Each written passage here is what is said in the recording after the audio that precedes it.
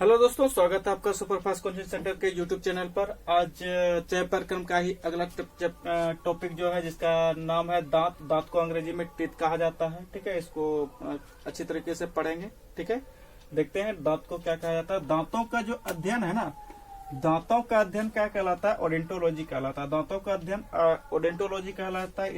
इसमें ज्यादातर मात्रा में जो दांतों में पाया जाता है वो कैल्शियम पाया जाता है। ज्यादातर मात्रा में क्या पाया जाता है? इसमें कैल्शियम पाया जाता है।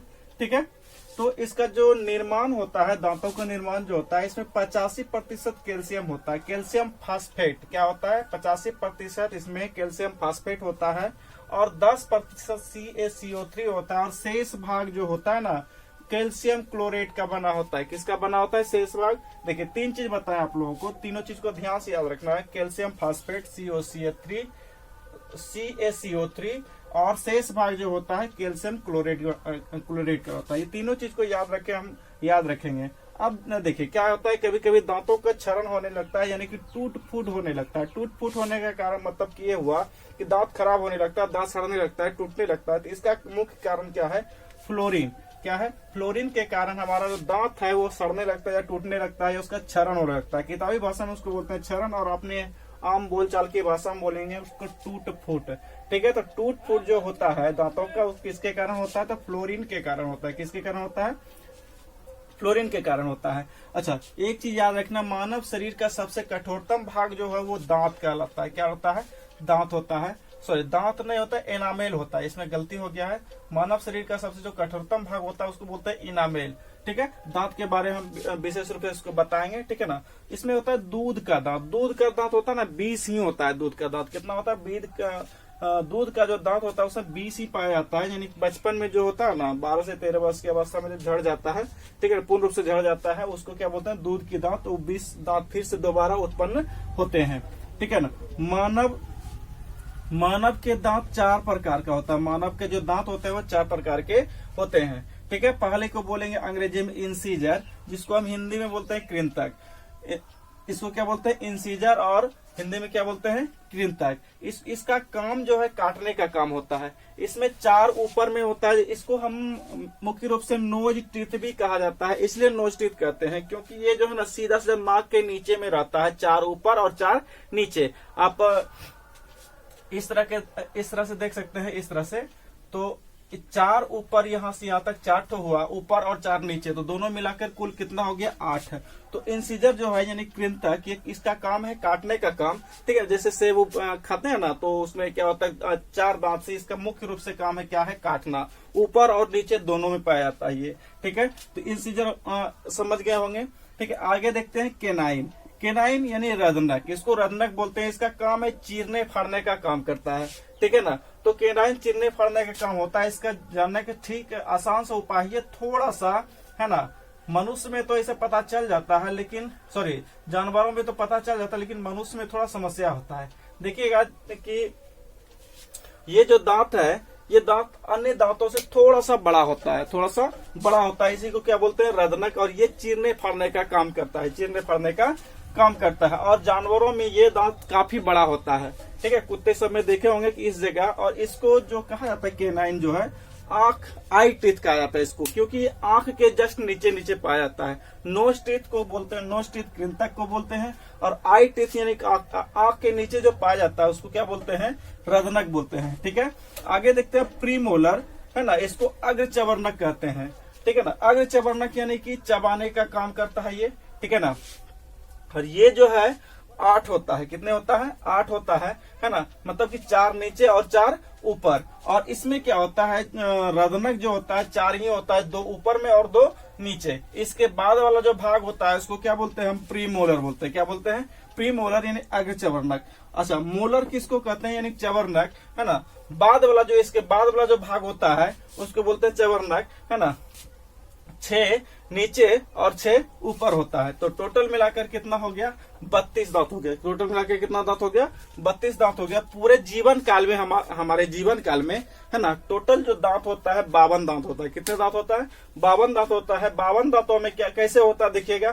तो देखिए, 20 दांत जो है 20 दांत तो हमारे बचपन में ही टूट के एक बार फिर से जन्म ले लेता है, 20 दूनी 40 तो इधर हो गया है ना। उसके बाद जो होता है कुल मिलाकर के आप देखिएगा तो टोटल दांत कितना होता है 52। तो किसी अगर पूछे कोई कि पूरे जीवन काल में कितना दांत होता है तो 52 बोलेंगे, लेकिन नॉर्मली अगर पूछे कि पूरा एक वयस्क मनुष्य में है ना कितना दांत होता है तो उसको बोलेंगे 32 दांत।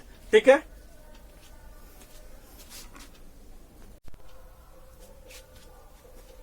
देखिए दांत में जो है ना दांत का मुख्य रूप से 2 पार्ट होता है। पहला जो पार्ट कहलाता है इनामेल, ठीक है ना, दूसरा जो पार्ट कहलाता है डेंटाइन कहलाता है। देखिए ऊपर वाला जो भाग है दांतों का जो बाहरी आवरण है, ये वाला आवरण जो देख रहे हैं हम, इसको क्या बोलेंगे, इनामेल कहेंगे, है ना। ये क्या होता है कि सबसे कठोरतम भाग होता है, मानव शरीर का सबसे कठोरतम जो भाग होता है इसी इनामेल को कहा जाता है। नीचे वाला भाग को क्या बोलते हैं, डेंटाइन बोलते हैं। इस जितना भी देख रहे हैं, ठीक है ना, इस नीचे वाले भाग को बोलेंगे डेंटाइन, और ऊपर वाला भाग यानी बाहरी आवरण यानी कि उजला टाइप को जो रहता है उसको क्या बोलेंगे, इनामेल बोलेंगे। इनामेल और डेंटाइन याद रखेंगे कि इनामेल क्या होता है, सबसे ऊपर में होता है, दांतों के बाहरी परत को घेर करके रखता है, उसको क्या बोलते हैं, इनामेल, और नीचे वाला भाग को क्या बोलते हैं, डेंटाइन बोलते हैं। और ये क्या करते हैं, हमारे दांतों को मजबूती प्रदान करता है। यही इनामेल खराब हो जाने के कारण ही हमारे दांत में है ना कुछ नुकसान होने लगता है, सड़ने लगता है। ठीक है, तो ऊपर वाला भाग को इनामेल, जो कि मानव शरीर का सबसे कठोर भाग है। याद रखिएगा मानव शरीर का सबसे कठोर भाग क्या है, दांत में पाया जाता है। दांत का सबसे जो ऊपर वाला भाग है उसको बोलते हैं इनामेल, और वही सबसे ज्यादा कठोर भाग है। निचले भाग को क्या बोलते हैं, डेंटाइन। यहां से यहां तक जितना भी दिख रहा है उसको हम क्या बोलेंगे, डेंटाइन। ठीक है,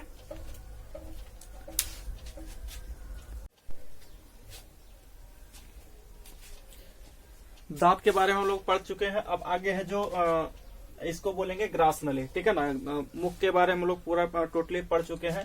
ठीक है ना, आगे है ग्रास नली, इसके बारे में भी हम ठीक से पढ़ेंगे। यह मुख गुहा को है ना आमाशय से जोड़ने का कार्य करता है। ठीक है ना, यह नली के समान होता है, इसमें पाचन नहीं होता है। देखिए मान लेते हैं ये मेरा मुख है, देखिएगा मैं थोड़ा सा पिक्चर जो बनाया थोड़ा बढ़िया नहीं बनाया, तो इसके लिए माफ कीजिएगा और थोड़ा सा कोऑपरेट कीजिएगा। ठीक है, तो ये जो है ना मुख गुहा है, मान लेते हैं थोड़ी देर के लिए इसको ये मुख गुहा बोलेंगे। तो मुख गुहा के आगे वाला भाग है ना, यहाँ पर ये यहाँ से लेकर के यहाँ तक को क्या बोलते हैं, हम ग्रास नली बोलते हैं। क्या बोलते हैं, ग्रास नली बोलते हैं। और यहाँ जो भोजन जो जाता है ना, ठीक है ना, तो भोजन क्या होता है, क्रमकुंचन के माध्यम से। क्रमकुंचन का मतलब क्या होता है, जैसे कि यहाँ ऐसे फूला है, फिर नीचे में ये पचकेगा तो ये फूलेगा, है ना, फिर ये फूलेगा, इस तरह से आगे बढ़ते रहता है। ठीक है ना, क्रमकुंचन के माध्यम से क्या होता है, भोजन आमाशय तक पहुंच जाता है ना। यहाँ से यहाँ तक के पूरे भाग को क्या बोलेंगे, आमाशय बोलेंगे।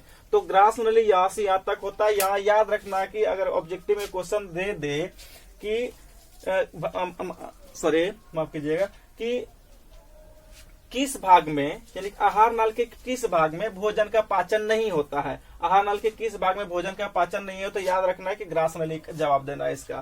ठीक है, तो आमाशय का भी 3 भाग होता है। आमाशय का 3 भाग होता है, देखिएगा आमाशय का 3 भाग होता है। पहला भाग जो कहलाता है कार्डियक कहलाता है। क्या कहलाता है, कार्डियक। दूसरा भाग को बोलते हैं फुंडिक, और तीसरे भाग को पाइलोरिक बोलते हैं। तो पहले देखते हैं पिक्चर में क्या क्या किसको कहा क्या क्या आता है। देखिए याद रखने के लिए है ना, यहाँ पर देखिए ये जो मेरा भाग है, इधर वाला भाग को क्या बोलेंगे हम, इस ओर के भाग को क्या बोलेंगे हम, कार्डियक बोलेंगे। ऊपर वाला भाग को क्या बोलेंगे, कार्डियक। तो यहाँ मेरा ऊपर वाला भाग है, इसको क्या बोलेंगे, कार्डियक बोलेंगे। ठीक है ना, क्यों बोलेंगे कार्डियक, देखिए ये फेफड़े को क्या बोलते हैं, कार्डियोलॉजी। ठीक है ना, फेफड़े का अध्ययन कार्डियोलॉजी कहा जाता है, इसलिए इसके नीचे में है, इसलिए याद रखना है इसको कार्डियक बोला जाता है।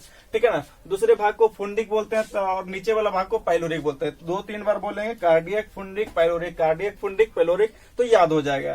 ठीक है, तो कार्डियक वाला जो भाग होता है ना, यहाँ से हाइड्रोक्लोरिक अम्ल यानी HCl निकलता है। हाइड्रोक्लोरिक अम्ल यानी कि HCl उसको सूत्र है। ठीक है ना, जो कि क्या करता है, टाइलिन के प्रभाव को कम कर देता है ना। जो टाइलिन निकला हुआ था लार से, ठीक है ना, याद रखना है मुख में 3 जोड़ी लार ग्रंथियां होता है, उसे टाइलिन निकला हुआ था, उस टाइलिन के प्रभाव को क्या कर देता है, कम कर देता है ना। और मुख से आए हुए कीटाणु को भी यहाँ पर हाइड्रोक्लोरिक अम्ल इतना खतरनाक होता है कि ये मुख से आए हुए है ना जो भी कीटाणु बच जाता है, यहाँ पर तो उसका मौत हो ही जाता है मुख में, उसके बाद जो बचता है कहाँ हो जाता है ना, आमाशय के कार्डियक में उसका अंत हो जाता है। तो कीटाणु यहाँ पर मर जाता है। किसके कारण बनता है, तो हाइड्रोक्लोरिक अम्ल यानी HCl के कारण वो मर जाता है। ठीक है, अब देखिए उसके बाद वाला जो भाग है ये इसको कहते हैं फुंडिक। यहाँ से यहाँ तक के भाग को क्या बोलेंगे हम? फुंडिक बोलेंगे। इस वाले भाग को हम फुंडिक बोलेंगे। और इसमें देखिए इस तरह का जो रचना होता है ना, इसको रूजी कहा जाता है, इसको रूजी बोलेंगे। ठीक है, तो इसका काम क्या है? मुख्य रूप से भोजन को रोक करके रखना। हम लोग खाते हैं तो तुरंत ही पच ही नहीं जाता, इसमें यह क्या करता है? रोक करके रखता है। ठीक है ना, जब कभी कभी हम लोग देर तक खाना नहीं खाते हैं या फिर एक दिन उपवास में रहते हैं, तो उस अवस्था में क्या होता है ना कि ये जो है ना रोजी खड़ा हो जाता है और हम लोग कुछ खाने पीने का प्रयास करते हैं, तो उस समय में क्या होता है कि वो चुभने लगता है, अंदर से हमको चुभन सा महसूस होने लगता है। तो उससे ये क्यों चुभन होता है? तो ये रूजी के कारण ही चुभन महसूस होता है। ठीक है ना, तो हमको उम्मीद कर रहे हैं कि कार्डियक समझ में आ गया होगा, फुंडिक भी समझ में आ गया होगा। कार्डियक में क्या निकलता है? हाइड्रोक्लोरिक अम्ल निकलता है। फुंडिक में कुछ नहीं निकलता है। इसका काम क्या है? भोजन को सिर्फ और सिर्फ रोक करके रखना। ठीक है, इसका काम है भोजन को सिर्फ और सिर्फ रोक करके रखना। अब देखिए पाइलोरिक में क्या पड़ता है? ये देखिए यहाँ पर है पाइलोरिक और यहाँ पर जठर ग्रंथि पाया जाता है, जिससे क्या निकलता है? जठर रस निकलता है। ठीक है ना, तो ऊपर वाला से निकलता है हाइड्रोक्लोरिक अम्ल, बीच वाला से कुछ नहीं निकलता है, और नीचे वाला से क्या निकलता है? जठर रस निकलता है। क्या निकलता है नीचे वाला से? यानी कि पाइलोरिक से क्या निकलता है? जठर रस निकलता है। अब देखिए जठर रस में ना दो प्रकार का रस निकलता है। इस यहाँ पाइलोरिक वाले भाग से जठर रस निकलता है, जिससे दो प्रकार का रस निकलता है, जिसको पहले को क्या बोलेंगे? रेनिन, और दूसरे को क्या बोलेंगे? पेप्सिन, है ना, रेनिन और पेप्सिन। तो रेनिन क्या करता है? दूध को दही में जमा देता है, दूध को दही में जमा देता है। देखिए किसी बच्चे को अगर यदि यहाँ पर कंधे पर लेकर के रखिएगा और उसको थोड़ा सा पुश कीजिएगा, तो उसमें क्या होता है? उल्टी जो होता है उसका दही के टाइप में होता है। होता क्या है ना कि बच्चे जब दूध को पीता है, पीने के बाद क्या होता है? वो यहीं पर आकर के जम जाता है। ठीक है, और दही के रूप में बदल देता है। वो किसके कारण बदलता है? रेनिन के कारण ही बदलता है। ठीक है ना, तो रेनिन क्या करता है? दूध को दही में बदल देता है। रेनिन क्या करता है? दूध को दही में बदल देता है। और पेप्सिन क्या करता है? प्रोटीन को पचाने का काम करता है। मुख में जो डायरेक्ट प्रोटीन आता है, हमारे शरीर में सारा प्रोटीन लग ही नहीं जाता है, उसको क्या करता है? पचाया जाता है यहाँ पर। तो प्रोटीन को पचाने का काम कौन करता है? पेप्सिन में। और जो पेप्सिन प्रोटीन को जब पचा करके क्या बना देता है? उसको पेप्टोन में बदल देता है। इसको किस में बदल देता है? पेप्टोन में बदल जाता है। तो उम्मीद करता हूँ कार्डियक, फुंडिक और पाइलोरिक इसके बारे में आप समझ गए होंगे, है ना। इस वाले भाग को हम बोलेंगे ग्रास नली।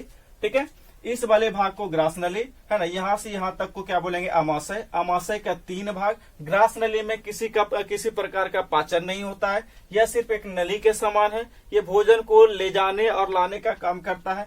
अब देखिए ये अमाशय है। अमाशय के ऊपर वाला भाग, क्योंकि यहाँ पर कार्डियोलॉजी है, मतलब कि फेफड़ा है, फेफड़े को कार्डियोलॉजी अध्ययन किया जाता है फेफड़े का, तो इसलिए याद रखना ऊपर वाला भाग को क्या बोलेंगे? कार्डियक। नीचे में फुंडिक, और नीचे और उससे नीचे जाएंगे तो उसको क्या बोलेंगे? पाइलोरिक। ठीक है, तो पाइलोरिक वाला भाग में क्या होता है? भोजन। पाइलोरिक वाला भाग में जठर रस पाया जाता है। ठीक है ना, और ये जठर रस क्या करता है?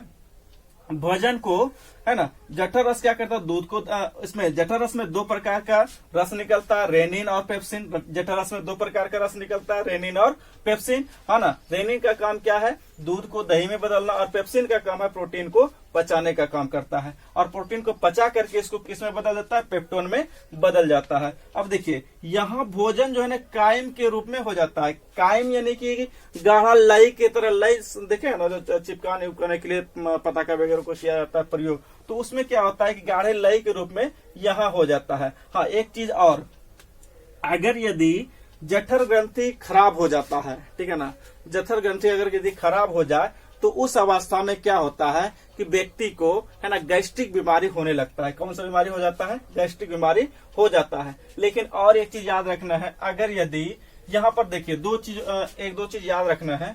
कार्डियक में HCl निकलता है। HCl एक बहुत ही खतरनाक केमिकल होता है। ठीक है ना, हाइड्रोक्लोरिक अम्ल बहुत ही खतरनाक केमिकल होता है। अगर यदि ये हमेशा, है ना, निकलते रहे तो ये क्या करता है, यानी कि अमाशय के जो दीवार है उसको छेद कर सकता है। तो इससे बचने के लिए क्या निकलता है? म्यूकस नाम का, है ना, एक द्रव्य टाइप का निकलता है, लिक्विड टाइप का, है ना, म्यूकस। ठीक है, तो म्यूकस से क्या करता है इसको, है ना, म्यूकस या श्लेष्मा इसको बोल सकते हैं, है ना, श्लेष्मा, म्यूकस या श्लेष्मा। हिंदी में श्लेष्मा, अंग्रेजी में म्यूकस बोलते हैं। तो म्यूकस क्या करता है? हाइड्रोक्लोरिक अम्ल के प्रभाव को कम कर देता है। हाइड्रोक्लोरिक अम्ल के प्रभाव को कम कौन करता है? तो म्यूकस या श्लेष्मा। तो इतना उम्मीद करता हूँ समझ में आ गया होगा। ठीक है, आगे पार्ट बाय पार्ट हम सभी चीज को, टॉपिक को पढ़ाने का प्रयास करेंगे। ठीक है।